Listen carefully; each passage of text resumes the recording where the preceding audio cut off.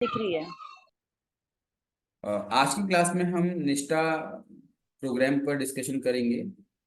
सबसे पहले तो इसका फुल फॉर्म क्या है जानना है आप लोगों को, क्योंकि कल की सीरीज में भी हमने ऐसे ही टॉपिक लिए थे, आज भी ले रहे हैं। एन फॉर ऑब्वियसली नेशनल होता है ना। नेशनल। नेशनल यानी कि राष्ट्रीय। आई फॉर इनिशिएटिव, इनिशिएटिव।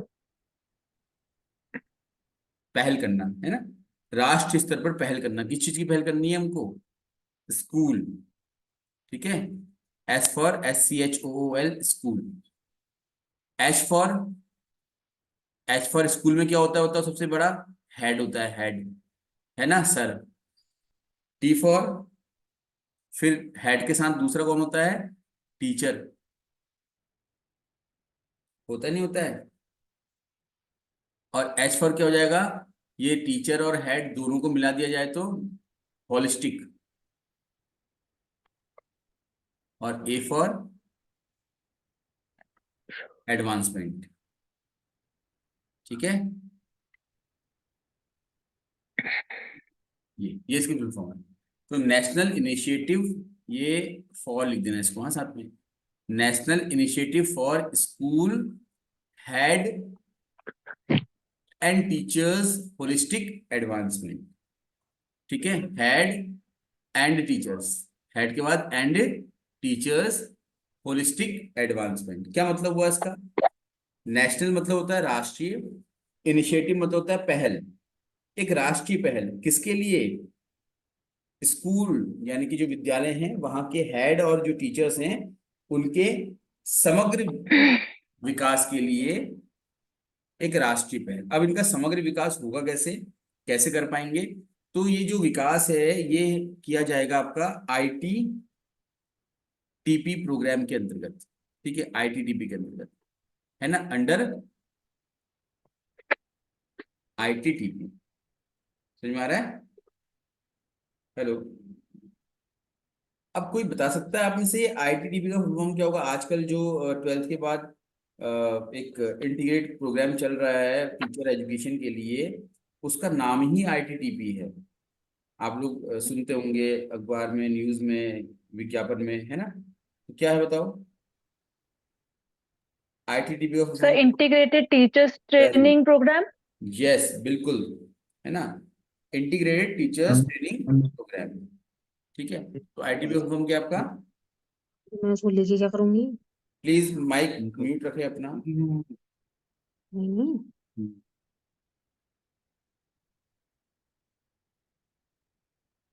जाके उसकी मैम को दिया आऊंगी। Integrated teacher training programme. ये प्लीज आप माइक म्यूट रखें ना अपना, किसी का भी जो उसका माइक अगर अनम्यूट हो जा रहा है तो प्लीज म्यूट रखें उसको। Integrated teachers training programme. ठीक है। तो इंटीग्रेटेड टीचर ट्रेनिंग प्रोग्राम के अंतर्गत ये कार्यक्रम चलाया जा रहा है जिसको हम निष्ठा कहते हैं। ठीक है, यहाँ तक क्लियर है? और निष्ठा का फुल फॉर्म क्या है? फिर से रिवाइज करेंगे इसको। N for national, I for initiative, पहल करना किसी चीज की राष्ट्रीय स्तर पर। किसकी पहल करनी है? S for school, H for head, T for teacher, है ना। और किस चीज के लिए? हेड और टीचर के होलिस्टिक एडवांसमेंट के लिए। ठीक हो गया। अब आते हैं इसके उद्देश्य की तरफ।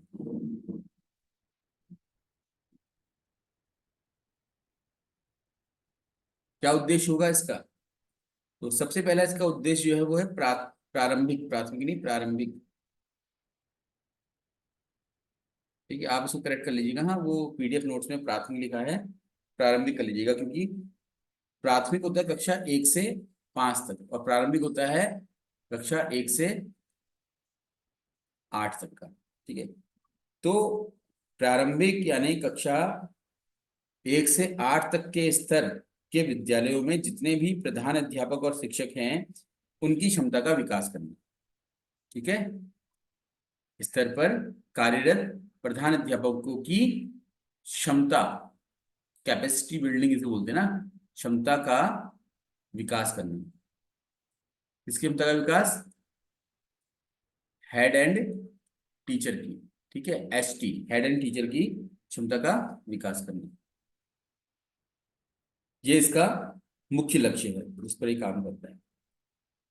अब ये विकास क्यों करना है, विकास करने के पीछे का कारण क्या है? तो कारण ये है कि जब प्रारंभिक स्तर के कक्षा 1 से 8 तक के जो भी टीचर हैं, जो हेड है, अगर वो कैपेबल होंगे, उनमें बहुत ज्यादा क्षमता होगी, तो उससे पहले तो बच्चों का जो लेवल है वो बढ़ेगा, ठीक, यानी बच्चों का जो एलोज है, एलोज यानी कि लर्निंग आउटकम्स,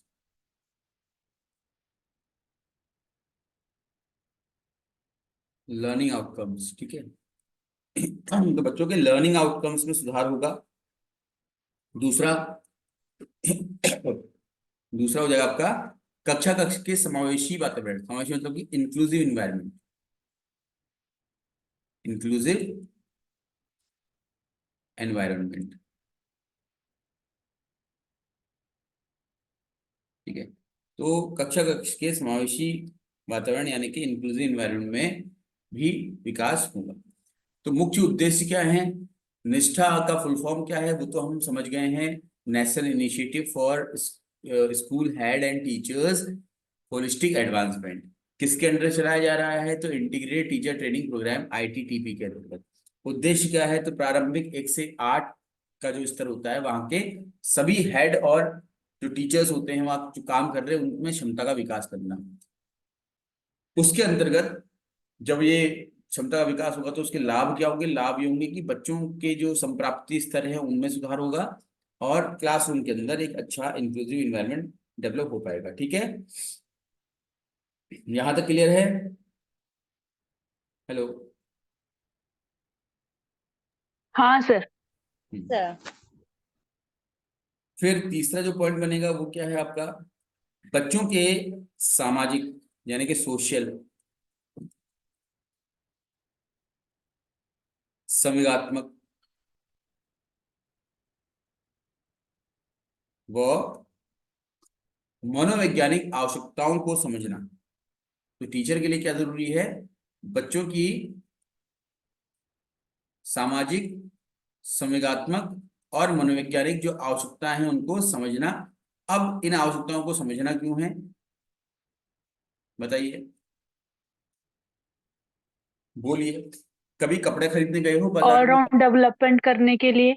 मैं वही वहीं आ रहा हूँ। कभी कपड़े खरीदने गए हो बाजार में आप, किसी शॉप में,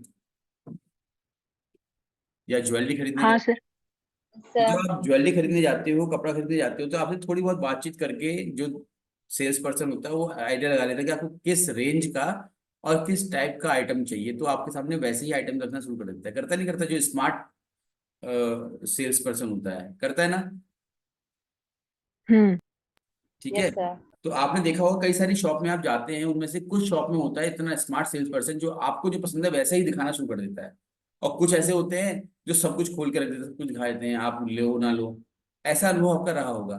तो टीचर को भी इतना स्मार्ट बनना है कि वो बच्चों की जो नीड है वो समझ जाए, और जो बच्चों की नीड समझेगा वो टीचर बच्चों के लिए जो भी कुछ एट्रैक्टिव कंटेंट होता है उसको रख पाएगा, है ना। अब बच्चा वहां पर क्लास का बच्चा है, क्लास के बच्चे को खाना बहुत पसंद है, अब टीचर जान रहा है कि खाने का बड़ा शौकीन आदमी है, तो वो बच्चों से चर्चा ही खाने पीने की कर देगा, तो वो उसको अट्रैक्ट कर सकता है, उसको अटेंटिव बना सकता है, ठीक है। दूसरी बात, बच्चे अलग अलग सामाजिक परिवेश से आते हैं, उनकी अलग तरह की समझ होती है। बच्चों में बहुत ज्यादा इमोशनल अनस्टेबिलिटी होती है, मतलब अचानक से एक्साइटमेंट आ जाना, अचानक से निराश हो जाना, अचानक से। तो उन सभी को जानते हुए टीचर जो है वो अपना कंटेंट सामने रखेगा, यानी कि टीचिंग लर्निंग प्रोसेस को करेगा।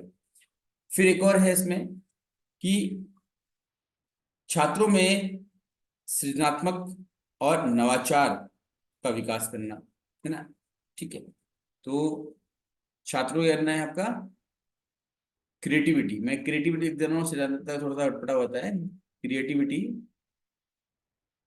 And innovation.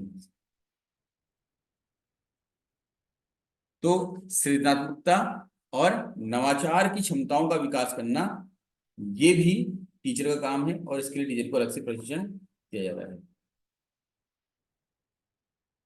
ठीक है। इसके बाद स्वस्थ एवं सुरक्षित विद्यालयी वातावरण का निर्माण करना। कैसा विद्यालयी वातावरण? जो कि बहुत ही हाइजेनिक हो और सेफ हो बच्चों के लिए। ठीक है। स्वस्थ एवं सुरक्षित, आप समझ रहे हैं ना? स्वस्थ मतलब कैसा? जहां पर पीने का पानी बिल्कुल शुद्ध हो, फिल्टर वगैरह लगा हो, बच्चों बच्चों के लिए बिल्कुल वेंटिलेशन हो, बढ़िया सा हवा आ रही हो, बिल्कुल पेड़ वेड़ हो, अपना शुद्ध हवा आ रही हो वहां पर। ठीक है। बच्चों के खेलने के लिए मैदान हो, टॉयलेट वगैरह साफ सुथरे हो, तो बच्चा वहां पर स्वस्थ रहेगा। और सुरक्षित ऐसे सुरक्षित कि किसी प्रकार का कोई भी उसको मानसिक या फिर शारीरिक उत्पीड़न होने की कोई संभावना वहां पर ना हो। तो स्वस्थ एवं सुरक्षित वातावरण। और इसके साथ ही एक और इनका जो उद्देश्य है, या उद्देश्य कह लीजिए इसको, चाहे इसको आप इनका फीचर कह लीजिए, विशेषता कह लीजिए, वो ये है कि जितनी भी नई नई योजनाएं चल रही होती है ना, ठीक है, तो टीचर्स को, यानी कि हेड एंड टीचर को, HND मतलब हेड एंड टीचर को नवीन सभी योजनाओं से जागरूक कराना। नवीन योजनाओं से जागरूक करना, ताकि उनका वो उपयोग कर सके। कल हमने दीक्षा पढ़ा था ना, दीक्षा पढ़ा था आप लोगों ने? दीक्षा, हाँ, DIKSHE, क्या फुल यस। फॉर्म था इसका? Digital infrastructure for digital knowledge infrastructure for sharing. Knowledge sharing. तो पता है कि अब ये इतना बढ़िया टूल है पढ़ाने के लिए स्कूल में, बट अगर टीचर्स को इसका अवेयरनेस ही नहीं होगा, नॉलेज ही नहीं होगा, तो यूज कर पाएंगे इसका? बताइए, नहीं कर पाएंगे बिल्कुल। ठीक है। तो अभी ट्रेनिंग प्रोग्राम्स के थ्रू उन टीचर्स को दीक्षा जो ऐप है उसका यूज करना सिखाया जाता है, कैसे यूज किया जाए, किस प्रकार से इसको हम क्लासरूम के अंदर इंटरेक्टिव बना सकते हैं। ठीक है, ये सारी ट्रेनिंग उनको दी जाती है। तो जागरूकता अभियान चलाए जा रहे हैं। ठीक है, तो वो भी क्या है, आपका निष्ठा के अंदर ही आता है। समझ में आ रहा है? Yes sir. हाँ सर। इसके अलावा एक और है, वो है आपका चिंता मुक्त आकलन। चिंता मुक्त आकलन मतलब क्या हुआ, बताइए? आप जब भी टेस्ट लेते हैं बच्चे का, तो बच्चों को टेंशन रहती है, अरे ये पेपर होने वाला है, अरे पेपर होने वाला है, हमको तो कुछ आता ही नहीं, हमको कुछ पढ़ा ही नहीं, कैसे होगा? होता ही नहीं होता ऐसे? आपको भी होता होगा पहले जब स्कूलिंग कर रहे थे। मतलब एक डर सा हो जाता है अंदर से, कैसे हो पाएगा पेपर? अभी आप लोगों को था LTO पेपर होने वाला, अरे कैसे होगा, कैसे होगा, कैसे होगा करके। अभी जब पीछे होने की खबर आ गई तो आप लोग खुश हो गए। तो बच्चों में भी ये चिंता रहती है, बच्चों में टेंशन रहती है। और उससे ज्यादा टेंशन रहती है टीचर्स में, अरे पढ़ा तो दिया है इतना, बच्चों को आता होगा नहीं आता होगा, कैसा रिजल्ट रहेगा ये। तो ऐसा आकलन पद्धति जो कि आकलन भी करवा दे और बच्चों को पता भी ना चले, मतलब गतिविधि आधारित आकलन जो होते हैं, एक्टिविटी बेस्ड जो असेसमेंट होते हैं, जहां पर हम बच्चों को खेल खेल में हम जान लेते हैं बच्चों को आ रहा है या नहीं आ रहा है। ठीक है। हेलो। Yes sir. हाँ सर। तो उसे कहते हैं चिंता मुक्त आकलन। तो इस प्रकार से चिंता मुक्त आकलन कराने पर भी ये बल दे रहा है। ठीक है। तो मुख्य उद्देश्य क्या हुआ इसका? मुख्य उद्देश्य हुआ कि प्रारंभिक जो विजन जिसको कह रहे हैं, कि प्रारंभिक स्तर जो कि कक्षा 1 से 8 तक का होता है, उस पर हेड और टीचर्स की क्षमता का विकास करना। वो लिखा भी है आपका इसकी फुल फॉर्म में, है ना? Holistic development of teachers and head. और उसके अलावा जो है वो है आपका ये, कि LOs लर्निंग आउटकम्स, यानी कि अधिगम संप्राप्ति स्तर हिंदी में कहते हैं इसको, अधिगम संप्राप्ति स्तर। ठीक है, में सुधार। तो ये निष्ठा के विषय में था, इंपॉर्टेंट टॉपिक है, इसको प्लीज याद करिएगा। इसकी फुल फॉर्म तो इंपॉर्टेंट है ही, कब लॉन्च हुआ ये भी इंपॉर्टेंट है, कब लॉन्च हुआ है ये बताओ।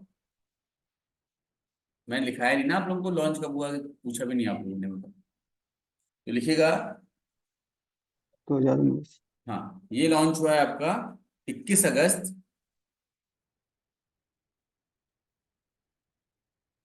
2019 को।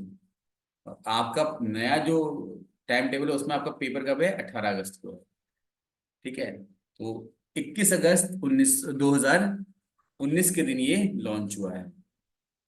ठीक है, हेलो, डेट याद रखना। हाँ सर। Yes, sir. हंस क्यों रहे हो, हाँ सर बोलने में है। 18 अगस्त बोला डेट इसलिए, या फिर कुछ और चीज याद आ गई। तो ये निष्ठा के विषय में था। उम्मीद करता हूँ कि बातों बातों में आपको काफी सारी चीजें याद हो गई होंगी। थोड़ा समय है तो एक हल्का सा रिवीजन कर लेते हैं, और उसके लिए मैं पहले इस रिकॉर्डिंग को म्यूट कर लेता हूँ, क्या कि